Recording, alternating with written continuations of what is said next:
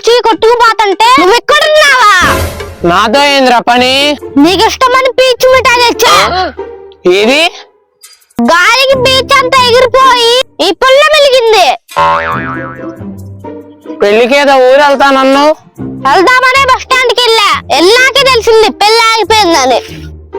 అదేంద్రా? పెళ్లి కొడుకు ముందు కొట్టి ఫ్లయింగ్ కిస్ ఇచ్చాడంట. పెళ్లి కూతురుకా? వాళ్ళ అమ్మకి.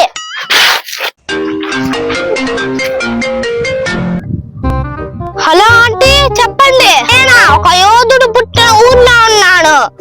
తెలియని యోధుడు ఎవర్రా? నేనే.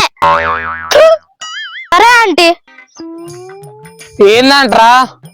సన్నీ వాళ్ళ అమ్మ వాడు చికెన్ తాడానికి వెళ్ళి 2 గంటలైందంట.